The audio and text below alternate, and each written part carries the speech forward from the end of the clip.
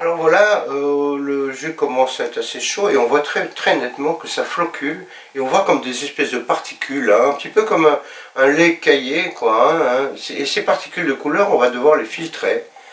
Et là, ça n'a rien à voir avec la première filtration qu'on avait faite tout à l'heure. La première filtration consistait à séparer un jus bien clair, où toutes les parties sont vraiment solubles à l'intérieur, et on les séparait de la sciure de bois, qui était la cellulose de la racine. Tandis que là, on va séparer ces particules colorantes du jus, et ce jus, qui sera plus ou moins clair, pourra servir éventuellement à faire soit une couleur plus claire, soit tout simplement un fond de teinture. Ou, enfin, bon, dans l'histoire, on a beaucoup recyclé. Mais nous, en l'occurrence, la partie la plus précieuse, bien sûr, c'est ce qui va se retrouver ici. On filtre dans un chiffon, hein, un simple tissu.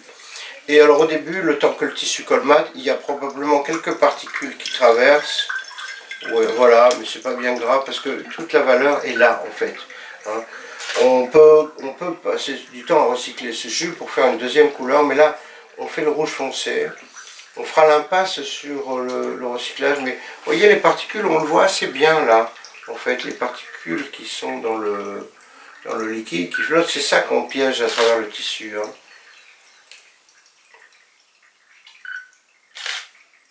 Donc il faut être patient, bien entendu. Et on va sortir toute la partie insoluble, hein, qui est notre pigment sous forme de ces flocons. Et c'est cette partie-là qui par la suite pourra être soit conservée sous forme d'une pâte, parce que vous allez voir, ça tapisse les parois du tissu, ça fait une sorte de pâte. On pourra le garder sous forme de pâte, ou alors sécher cette pâte pour en faire une poudre, en fonction, bien sûr, de la formulation qu'on a projeté de faire. Parce que si on veut faire une peinture à l'huile ou une encre grasse, on ne peut pas mettre une pâte pleine d'eau. Hein. Dans ce cas-là, il faut de la poudre. Par contre, si on veut faire une peinture à l'eau, par exemple, il n'y a pas trop d'inconvénients à ce que ce soit une pâte déjà en suspension dans l'eau. Voilà. Donc tout dépendra de la suite des événements, mais pour l'instant, on va choisir donc de filtrer ces particules, de passer par ce stade de pâte et enfin de finir par la déshydratation de cette pâte de façon à obtenir une poudre.